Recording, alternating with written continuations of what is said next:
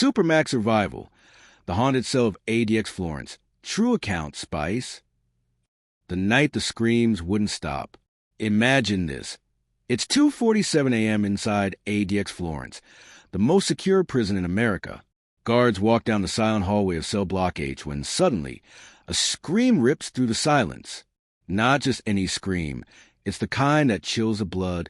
It echoes again and again. The guards rush to the source. Cell 13. The inmate inside is curled on the floor, trembling, his face pale like he's seen a ghost. He swears someone was inside his cell, whispering his name, scratching at the walls. But here's the thing. ADX Florence cells are sealed like tombs. No one can get in or out. The guard checks the tiny slit in the door. Nothing. Empty. Yet the scratching continues. Louder. Closer. The prisoner stares at the wall and mutters, "It's him! He never left." And just like that, the entire tier goes quiet, waiting, listening. But who was he talking about? And what exactly happened in that haunted cell? The prison of no escape. ADX Florence is called the Alcatraz of the Rockies. It's built in the mountains of Colorado, surrounded by desert, fences, motion sensors, and armed towers. The people here are considered the worst of the worst. Terrorists, cartel leaders, gang bosses, and spies. Prisoners spend 23 hours a day locked alone in tiny cells made of concrete and steel. The windows are so narrow you can only see a patch of sky. Some inmates say this place isn't a prison. It's a coffin you live in. And in one of those coffins, cell 13, strange things started happening. It began with whispers. Guards swore they heard voices inside the cell when no one was talking. Lights flickered in the hallway. And the prisoner who lived there? He began to change. He stopped eating. He stopped sleeping. And then one night, he begged the guards, "Don't leave me here alone. He's still in here." But who was he? The ghost of the past. To understand why Cell 13 was feared, you need to know who used to live there. Years earlier, a different prisoner was kept inside. He was violent, unpredictable, and eventually he died there under strange circumstances. Some say it was suicide. Others believe he lost his mind in solitary confinement. After his death, inmates began whispering that his spirit never left. And the new prisoner in Cell 13 swore that every night he heard scratching, like fingernails dragging across stone. He said shadows moved across his walls, even though there was no light. The guards didn't believe him at first. But then they heard it too. One officer wrote in his log, "Sound coming from inside the walls. Checked ventilation. Nothing. Noise stopped when I opened the slot. Started again after I closed it." And then came the worst night of all. The breaking point. On a stormy night, lightning flashing over the Rockies, the inmate inside Cell 13 was found screaming, clawing at the walls with his bare hands. His knuckles were torn open. Blood streaked across the concrete. He kept repeating the same words. "He's here. He won't let me out." The guards dragged him out of the cell. But even in restraints, he thrashed, as if invisible hands were pulling him back in. After that, no one wanted to work that tier alone. Officers whispered about footsteps echoing behind them. Radios picked up static whenever they walked past Cell 13. And then one morning, the cell door slammed shut by itself. The logbook recorded it as a mechanical error. But the guards who were there swore it wasn't the wind. So what really happened in that haunted cell? And why do some inmates claim they still hear the screams at night? The rules of solitary. Before we go further into Cell 13, you need to understand something. Solitary confinement changes people. In ADX Florence, inmates spend nearly their entire lives alone inside a box. No conversations. No sunlight. No touch. Just silence and their own thoughts. Psychologists say after weeks in solitary, the mind starts to play tricks. You hear footsteps that aren't there. You see shadows moving where there's only concrete. Some prisoners even report full conversations with voices in their head. But here's the strange part. In Cell 13, the guards experience it too. And guards aren't supposed to hallucinate. One officer later admitted to another, "I don't scare easy, but that cell, it's different. It feels like someone's standing behind you even when you're alone." The line between imagination and reality was blurring, not just for inmates, but for the people guarding them. And then came a discovery that made everything worse. The hidden scratch marks. A week after the incident with the screaming inmate, a maintenance worker was sent into cell 13. His job was simple: patch the wall where the prisoner had torn at it. But when he knelt down and shined his flashlight, he noticed something unusual. Deep grooves were already carved into the concrete. Not just random scratches. They formed lines, words, a single phrase etched over and over. "Let me out." The strangest part? These markings had been there long, before the latest inmate ever arrived. The worker left the cell pale and shaken, refusing to go back. He told his supervisor, "It's like the wall itself is keeping a record of what happens inside." That report was quietly filed away, but the whispers among staff only grew louder. The disbelief of the warden. When rumors spread, the warden decided to shut it down. Prison is not supposed to have ghost stories. If the outside world thought officers were talking about hauntings, it would damage ADX Florence's image as a fortress of order and control. The official explanation was simple. The noises? Probably pipes or air ducts. The screams? Just prisoners acting out for attention. The scratch marks? Old damage from years of use. Case closed. But deep down, even the warden knew something was off. Because on security cameras, the ones that never stopped rolling, Cell 13 kept showing glitches, flickers, distortions. Sometimes, the feed cut to black for seconds at a time. No other cell had that problem. Only Cell 13. And one night, the glitch showed something else. The shadow on the tape. A rookie officer on overnight duty was reviewing surveillance when he froze. On the monitor, he saw the prisoner in Cell 13 sitting quietly on his bunk. Then, for just a split second, something moved behind him. Not a guard, not another inmate. A figure, a human-shaped shadow that slid across the wall, then vanished. The rookie replayed it over and over. Every time the figure was there, he reported it immediately. By morning, the footage was gone, deleted. The explanation? Corrupted file. But that rookie never forgot what he saw. And he wasn't the only one. The breaking of Cell 13, tension inside the block reached a peak. Guards started refusing to work shifts alone. Inmates whispered through the vents about the cursed cell. One evening, when storms once again rolled over the Rockies, the impossible happened. The heavy steel door of Cell 13, built to withstand riots, earthquakes, even bombs, slammed open on its own. The guards rushed in, thinking it was an escape attempt.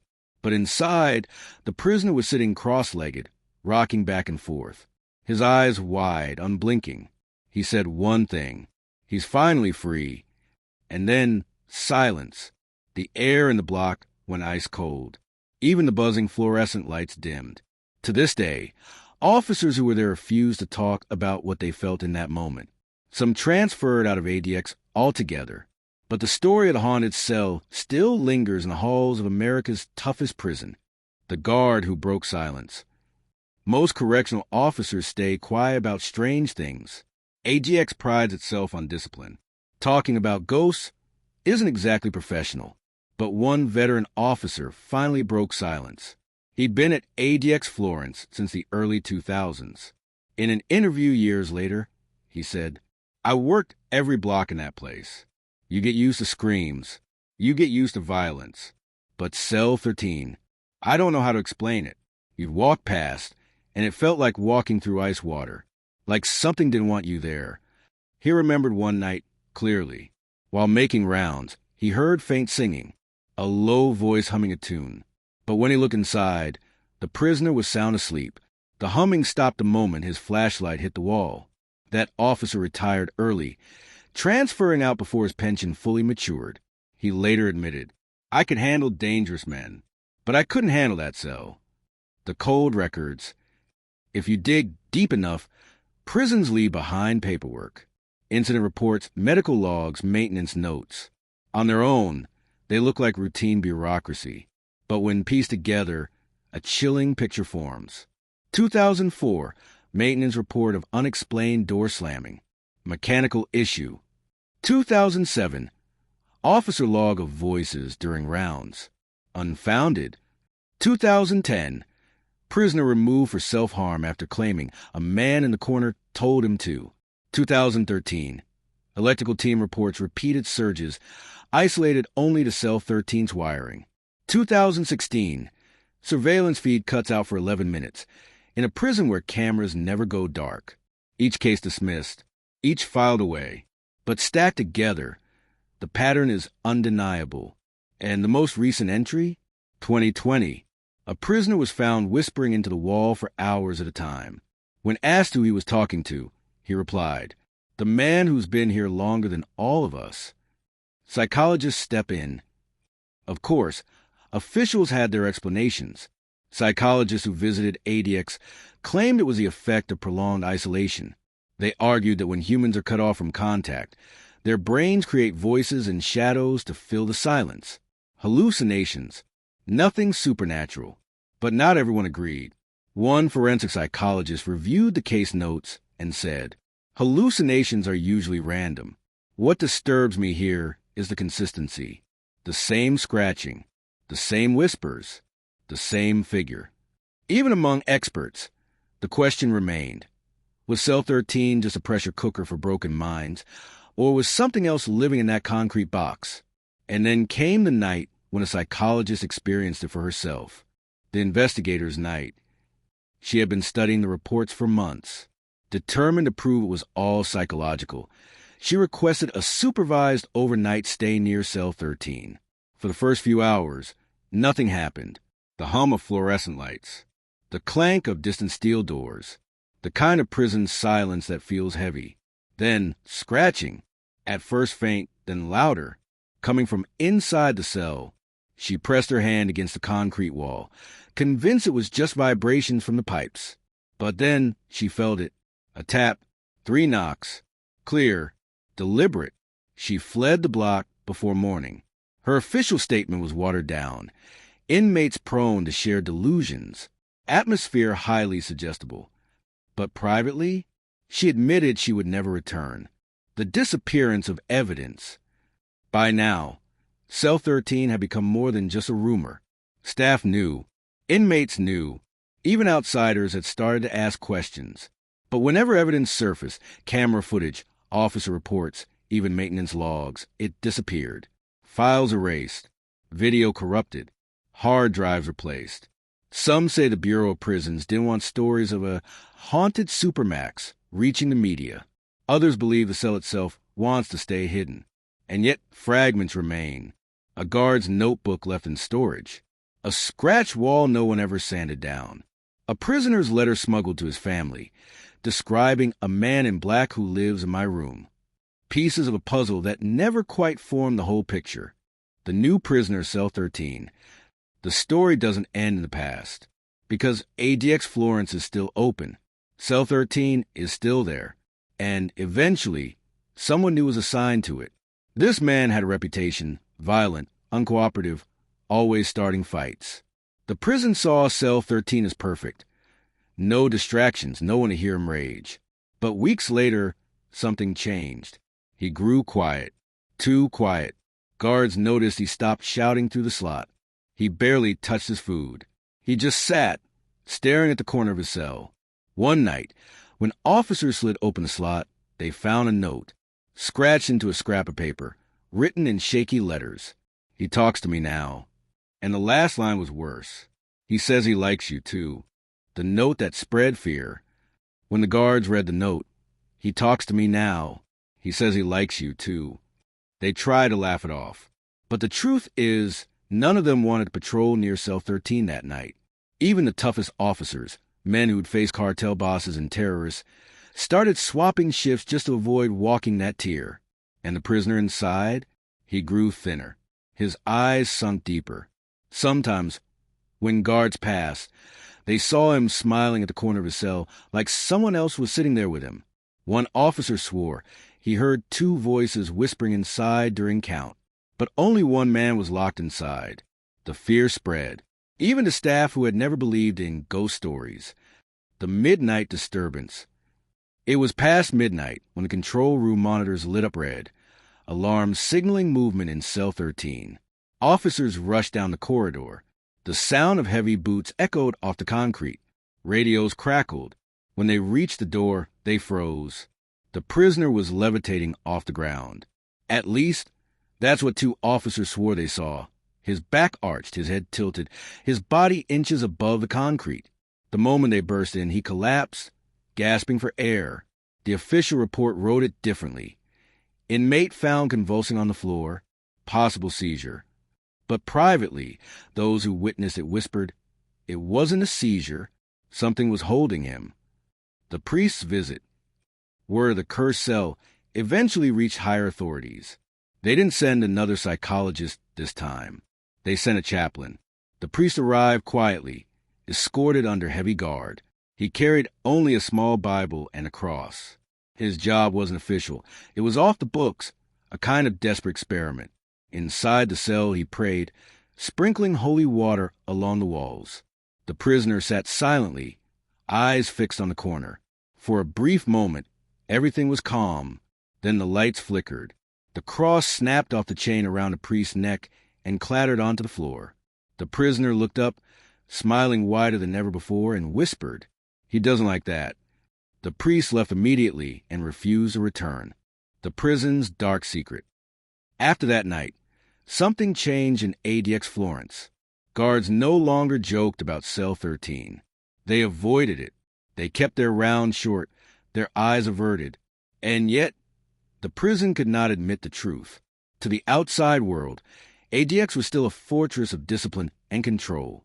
No official statement ever mentioned the haunting.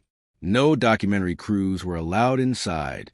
But among those who lived and worked there, the legend became fact. Cell 13 was different. It was cursed. And no matter who was placed inside, they eventually broke. Some said the prison had built its walls too close to something ancient in the Colorado mountains. Others believed the restless spirit of the man who died there would never leave. But one detail everyone agreed on: once you spent time in cell 13, you never came back the same. The final transfer. One winter, during a heavy snowstorm, the prisoner of cell 13 was transferred out. No reason given. No record left behind. His name vanished from official logs. The cell stood empty for months. Guards avoided looking inside. Inmates whispered it was finally sealed for good. But eventually, another man was assigned. A new arrival, young, defiant, dangerous. He laughed at the guards when they warned him. He called it ghost stories for children. For the first week, he mocked the whispers. He shouted through the vents, "Where's your ghost now?" By the second week, he went silent. By the third, he scratched words into the wall. And by the fourth, the guards found him kneeling in the dark, facing the corner, whispering the same words over and over. "He's here. He never left." The legend lives on. Today, ADX Florence still stands. The Alcatraz of the Rockies.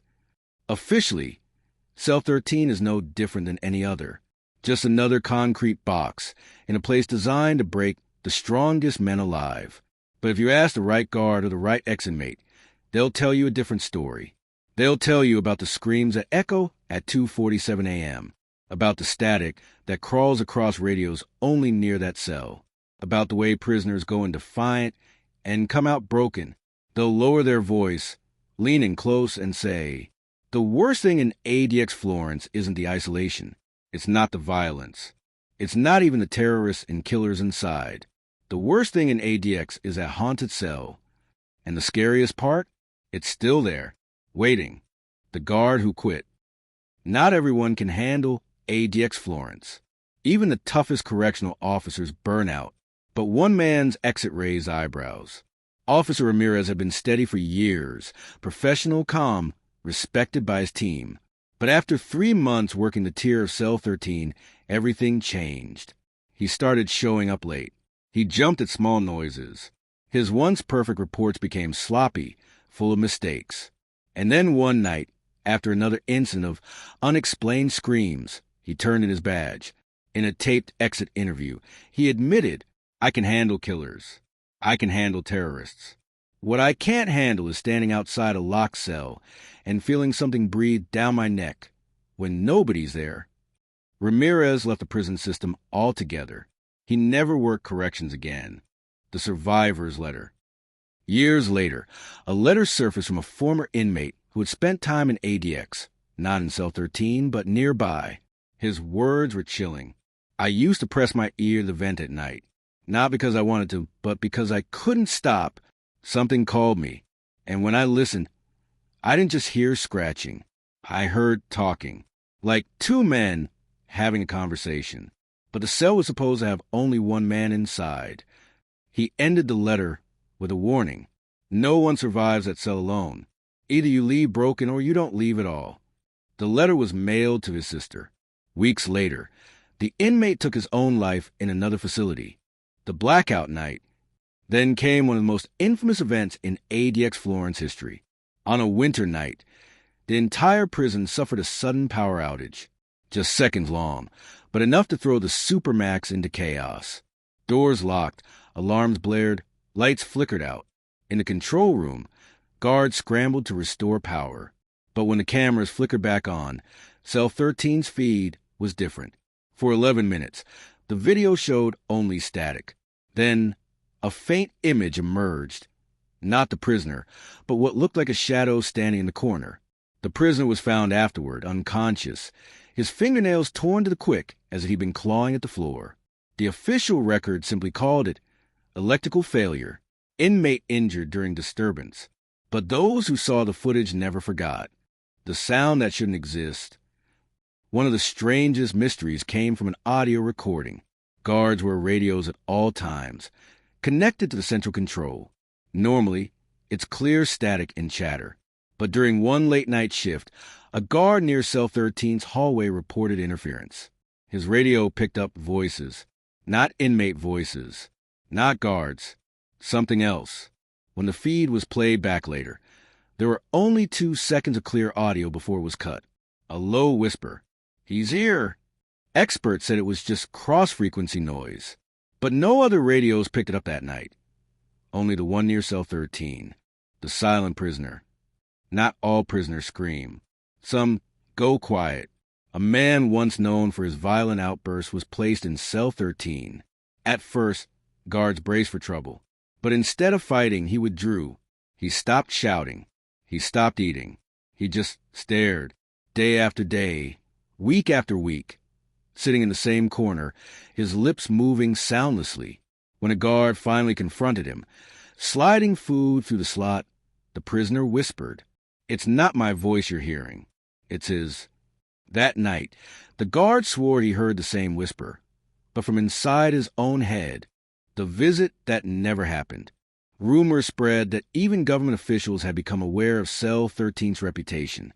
Some say an unnamed group, possibly federal investigators, came to see it for themselves. According to staff gossip, they arrived with cameras, recorders, even electromagnetic detectors. They spent hours inside the cell, asking questions into the dark. And then nothing. No footage was ever released. No reports were filed. The men who came never returned.